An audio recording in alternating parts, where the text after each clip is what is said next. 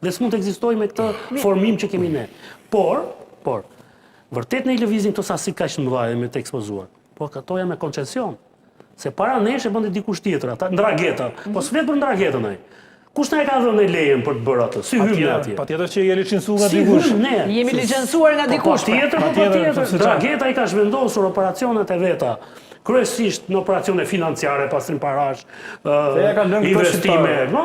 Dhe këtë me që ajo ka ekspozim, këtë koncesion na e ka lënë ne.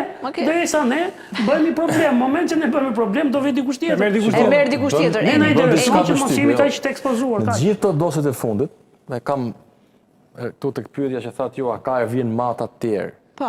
Patjetër kur tregu skarcon për arsye të ndryshme 1, 2, 3 brokera apo biznesmen, nëse do I quajmë tillë, sepse janë do të Shqipëri që ta marrin dhe noftë në biznesmen, tregu prodhon automatikisht individ tjerë. Disa na janë vrarë në Amerikën Latine, edhe në Brazil për shembull, me që jemi tek Brazili, Brazil, Ekuador, Kolumbi. Ne sot shikojmë për shembull të gjithë dosjet, paktën skajt nga dyshimet që kanë ngritur prokuroria e posaçme që ka shtetas rezident në Amerikë Latine, kryesisht në Ekuador apo dhe në Kolumbi, por cilët janë të pa identifikuar. Çfarë janë këto shqiptarë atje? Sigurisht që nuk janë për turizëm, janë pikërisht për të zëvendësuar këto pasoja që kanë patur këto grupe kriminale. Aktiviteti kjo është një luftë e cila do jetë gjithë, domethënë do vazhdoj sa të jetë njerëzimi dhe Amerika do ta vazhdojë zoti Basha, pra luftën me narkotrafikantët. Kështu që janë personazhe kalimtar që kur nuk goditen nga drejtësia, fundin e tyre kanë rrugë tjera ndoshta edhe më tragjike se sa goditja nga drejtësia, por shqiptarët janë rezident atje dhe edhe raportet ndërkombëtare e kanë evidentuar, pra dikur ishin emisar të ndragetas që tha tani, sot në bashkëpunim me ndragetan janë bërë grosist të mëdhej ku nisin sasi të mëdha narkotikësh, por dhe sot që flasim ka mund të thënë, ndoshta mund të jenë mbi 50 shqiptarë që dalin në skaj që janë rezident atje, pra janë diku në Ekuador, Kolumbi, Paraguay, Peru e tjerë me radhë, por që nuk janë identifikuar dhe mund të jenë edhe njerëz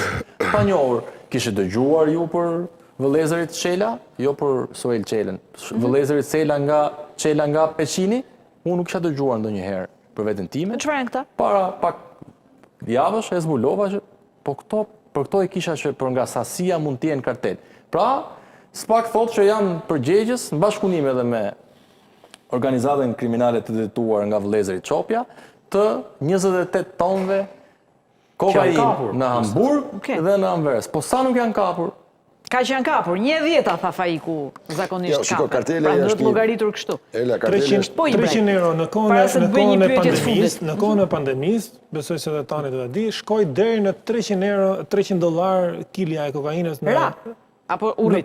Rapa 300 euro, se këtu është 30.000, 40.000 shkojnë pastaj deri në Parës është malë bursa. Po pra. E vendos bursa. Imagjino se çfarë sasish qarkullojnë dhe shpërndahen në pika të ndryshme të globit nga Amerika e Jugut. Ela vetëm në 2023, Shtetet e Bashkuara të Amerikës, që kjo është statistikë zyrtare, ka fentanili kanë vdekur 107.000 të rinj. Të tmerrshme janë ato videot. Dhe gjë parë që bëri Trumpi, I vuri tarifa Meksikës edhe Kanadas sepse I quajti përgjegjëse për futjen e fentanilit në territorin amerikan.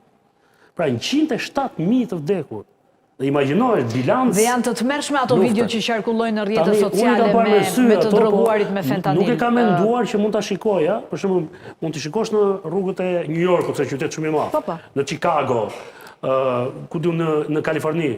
Por ti shikosh në një qytet siç është administrativ, siç është Washingtoni, që ka 600.000 banor dhe është kryesisht qytet administrate, dhe ti nuk gjen stol të lirë tek ato parqet para shtëpisë bardh, se I kanë zënë ata, edhe ai ngelet momenti që përdor fentanilin, edhe ai ngelet I ngrirë derisa ngelen të ngrirë në pozicione të ndryshme, kjo është më tragjike, pra nuk I shet të shtrirë apo ti I shet në pozicione janë skena të tmerrshme, duken si zombi në rrugë.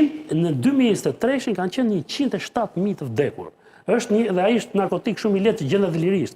Dhe kjo ka krijuar megjithëse si puna ketaminës që janë qetësues kuajsh edhe këtu janë përhapur Nuk e di pat lajmin sot, por të paktën çfarë u tha nëpër media, Trumpi sot në atë mbledhjen që ka patur me 800 generalët më të lartë të ushtrisë amerikane, ka diskutuar dhe për politikën e brendshme dhe të jashtme. Dhe për politikën e brendshme, për të vendosur të rregullin dhe disiplinën dhe qetësinë në vend, ka autorizuar apo ju ka kërkuar forcave të tyre të sigurisë që për të vendosur të disiplinën dhe këtë organizim të madh që i ka pësuar Amerika në këto vite, do të përdorin dhe forcën. Madje ka thënë që nëse mjetet dhe trupat do të ndihen të kërcënuar qoftë edhe nga gurët, jeni të autorizuar të përdorni armët për të eliminuar çdo kënd që rrezikon jetën e trupave të sigurisë. Pra, atje situata ka degraduar në atë pikë, ashtu siç tha dhe tani që në çdo vend qytetarët amerikanë po vriten nga këto lloj krimesh. Dhe situata është mjaft serioze, 107.000 vetë të vdekur janë dy qytete. Janë dy qytete, po. Jo, vërtet e tmerrshme, Ibrej, se ta ndërpreva fjalën para se të bëj një pyetje të fundit. Shiko, çështja e karteleve në Shqipëri nuk bëhet fjalë. S'kemi kartele, sepse kartelet të tilla kemi pasur vetëm në Amerikën Latine, po shikosh kartelet kryesore kanë qenë kolumbiane, karteli Escobarit, karteli Ikalit dhe Meksika. Edhe Meksika, të dy vende janë që shihen për kartele shumë fuqishme që transportojnë shumë vlerat mëdha, deri edhe Escobari përdorte anijet, Escobari përdorte ndecet, avionet, ju ishte flota avionësh. Se dilet e avionët dhe i qote për Amerikë kokainën edhe u bë problem shqetësues. Dhe rojmë diçka. Që në atë kohë, pra kemi 30 e sa vite që tregu më i madh botëror i kokainës është përsëri Amerika. Me gjithë luftën e madhe të DEA-s, FBI-s, CIA-s dhe tjerë, prapë ngel tregu më i madh në botë i përdorimit të lëndave narkotike. Për shkak edhe të rritjes ekonomike që ka. Mos harrojmë është fuqia më e madhe ekonomike e botës dhe ushtarake njëkohësisht, por është edhe njëkohësisht edhe tregu përdorues më i madh në glob. Pra konsumatori më i madh në glob. Dhe një shtet të tillë, si Shtetet e Bashkuara të Amerikës, ku presupozohet që është një ndër vendet më të sigurta në botë, që është një vend më të fuqishëm në botë, ku është promotori i demokracisë në botë, të ndodhin vdekje të tilla dhe vrasje të dhunshme për shkak të përdorimit të egër të lëndave narkotike.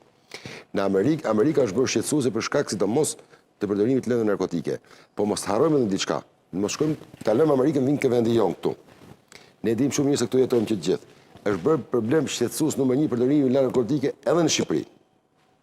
Pra vrasje që ndodhin për shkak të përdorimit të lëndave narkotike, dhuna që ushtrohet për shkak të përdorimit të lëndave narkotike, dhuna në familje për shkak të përdorimit të lëndave narkotike.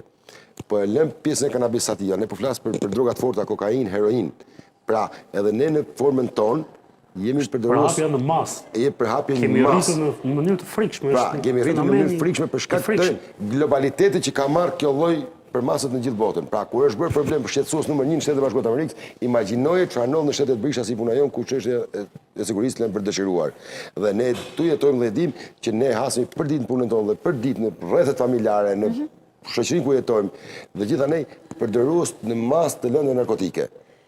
Çuditë shela në qytetet le Tiranën, që Tirana është konsumuesi kryesor. Okej, se është metropoli. Por miqtë e mirë që kam takuar, po çuditën në qytetet të vogla periferike një përdorim i dhahtashëm në narkotike, Po aty pse apo për të vrarë monotoninë? Pra, nuk po kuptoj. Pra, është një diçka. Kokainë, lea, hashash është tjetër. Unë po flas për kokainë. Qytetet vogla me një përdorim tepër të lartë të kokainës. Shumë të lartë. Ku i gjejnë para ato i bëj? Kështu shtrot puna. Tek toksikologjia atje, te spitali, dhe shikojnë natën një ditën. Sa është i madh është numri i përdoruesve që vinë për trajtim aty, dhe ne duhet kemi një spital më vete tashmë, sepse e kemi rritur shumë numrin e përdoruesve, pra duhet të jetë më thjesht një departament. Po kemi ulur në mënyrë të frikshme moshën. Pra ata e fillojnë që në moshë fare të re, i kenë në për dyert e shkollave 9 vjeçare dhe kjo është e frikshme. Motoja e Escobarit ka qenë: fëmijët tuaj janë e ardhmja jonë. Në qoftë se ne lejojmë që brezi i ri të ketë këta si model, të ketë këta si shembull, të kthehet në përdorues të lëndave narkotike, atëherë ne kemi krijuar një problem kaq të madh sa kur nuk e zgjidh dot fuqia më e madhe e planetit Shtetet Bashkuara të Amerikës, si mendon që do ta zgjidhni? Duhet të kesh një strategji të qartë, një vullnet të qartë, struktura të përgatitura për ta bërë këtë gjë. Qendra komunitare tani ne s'kemi mfal, edhe të pres. Ne jemi shumë. Ne s'kemi një spital toksikologjik që na duhet patjetër. Ne s'kemi qendër rehabilitimi që na duhet patjetër. Është emergjencë kombëtare, kjo është, po e them me plot gojën, është emergjencë kombëtare në situatën që ndodhemi. Nuk mund të jetë qendër rehabilitimit Burgjet për narkotiket. Nuk mundet. Është e pa imagjinueshme që ne t'i fusim me 2 gram kokainë ose 1 gram kokainë për përdorim vetjak dhe themi shkon burg. Kjo nuk funksionon. Pra, është ajo që thot tani edhe. Ndryshimet e ligjeve besoj që Jo, duhet plan kombëtar, Fajek. Nuk mund ta shtyjmë ne, duhet qenat më të rehabilitimit. Jo vetëm për këta kallet, tjerë, po sidomos na duhet më shumë një luftë ashpër ndaj Mbase kopjojmë Trumpin dhe ne mbase kopjojmë Trumpin dhe shpallim dhe ne. Unë kam qenë mendimi që ashpërsimi ndaj këtyre organizatave duhet të jetë qoftë ligjor, po qoftë dhe institucional. Pra ligji duhet të funksionojë apo personat të cilët menaxhojnë këtë lloj ligji duhet të funksionojnë me një ftohtësi të ashpër. Pra, edhe në maksimumin që lejon ligji. Pra, është më mirë se sa ta luftojmë, se sa të fillojmë të ngrejmë institucione për rehabilitim, se pastaj po bëhet e modës, pastaj ngrejmë institucione, sa të shtojnë këto. Po s'u fusim 70% popullsisë në burg Fajek tani. Jo, nuk është zgjidhje. Nuk është zgjidhje kjo. Rrit luftën ndaj krimit të organizuar, rrit luftën ndaj personave të cilët ushtrojnë këtë aktivitet pranë shkollave. Të kërkon, edhe Shtetet e Bashkuara, Hoxha, se i ka shpeshtuar këto takime.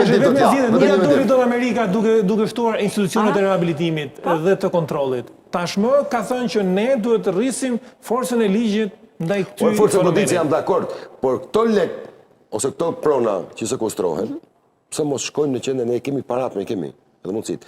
Unë ti marr ty si trafikant dhe i përdor për qendër rehabilituese, sepse tim ke helmu fëmijët e mi. Dhe këto lek që do t'i marr, unë do t'i përdori për rehabilitimin e këtyre fëmijëve dhe adoleshentëve që ne drogohen për ditë dhe për natë. Pra, që muajnë pasojat e këtij trafiku. Okej. E para, e dyta është rritja e forcës goditëse, jam dakord. Sepse dhe Skobari përdor të këtë shprehjen. Unë me këto e ardhja ime është Amerika. E ardhja ime janë bjondët Amerikan. Pra unë të helmoj bjondët Amerikan që unë fitoj para. Po, të iku mikrofoni, Ibraj. Të iku mikrofon. Jo ngrije pak, jam bajksh. Me që jam në fund tani, se s'kam më kohë. Të pjesë Amerikës gjithmonë.